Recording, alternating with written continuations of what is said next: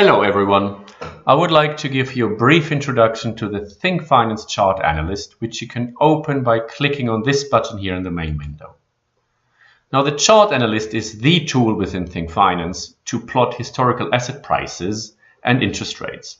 And you'll find four subpanes here, one for plotting yield curves, one for plotting historical interest rates, one for equities, and one for foreign exchange and commodities.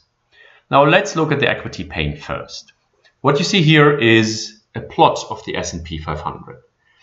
Now you can choose the asset, share or ETF you want to plot in the menus down here. So basically you can plot indices or shares within indices. You can plot ETFs from different issuers. You can search symbols and you can add an interest rate benchmark or commodity benchmark. What you can also do is you can add statistical information to your plot by clicking on this info button here.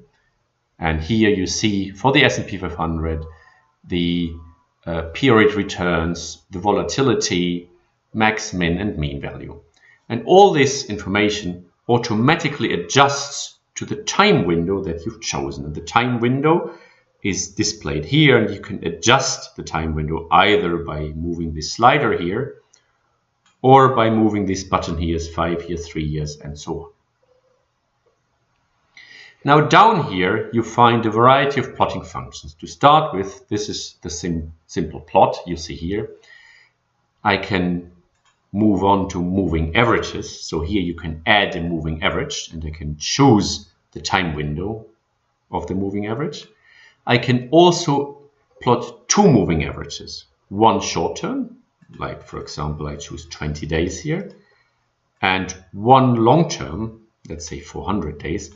And that is a useful plot to look for changes in trends in asset prices. For example, whenever the short-term average crosses the long-term moving average, you see a trend marker here. These triangles basically show points in time when the short-term moving average crosses the long-term moving average, and that can help you to identify changes in trend.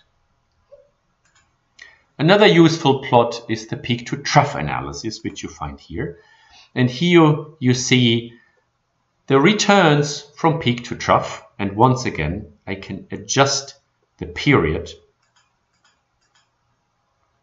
of the plot, which can be quite useful again to understand trends and changes in trends.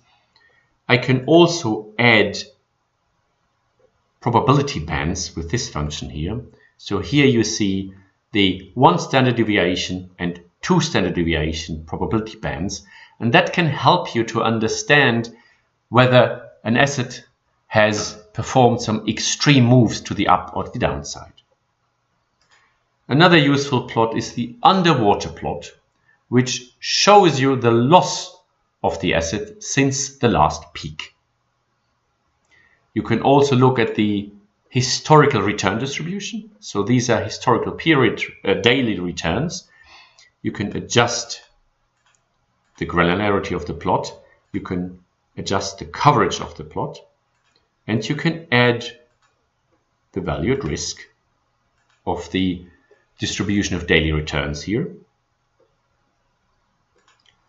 The next plot are period returns. So here you see the S&P 500 and the yearly returns from 1979 till 2017. You can also look at the risk return in terms of average yearly return and average volatility here.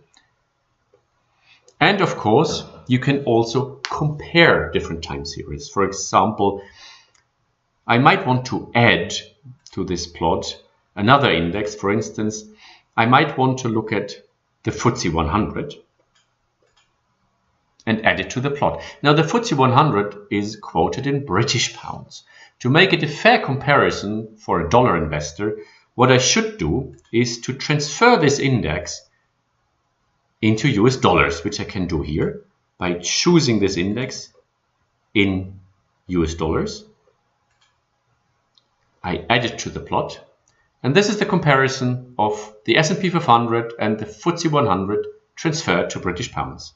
And once again, I can do different types of plots. For example, I can look at the historical daily return distribution with the valued risks. I can look at yearly returns of these two indices, or I can compare the risk return diagrams, and I can do a so-called scatter plot where I plot the daily returns of the FTSE 100 in US dollars versus the daily returns of the S&P 500. Well, that concludes the introduction to the equity pane. Let's take a quick look at the yield curve pane. And here I have two modes I can plot. First of all, I can choose the single currency mode, which means I look at the yield curve, the zero curve, and the forward curve for one specific currency, in this case Swiss francs, at a given date. And of course, I can move forward in time here and backward in time. The multiple currency mode allows me to compare yield curves of different currencies. For example, here you see the yield curve of US dollar and the euro, and I can add the yield curve of the Swiss franc by clicking on Add To here. And once again, I can move these buttons here to move forward and backward in time. So that concludes my introduction to the Chart Analyst. If you would like to know more about the thinkFinance Chart Analyst or any other function within thinkFinance, please visit our website thinkfinance.eu. Thank you for watching and goodbye.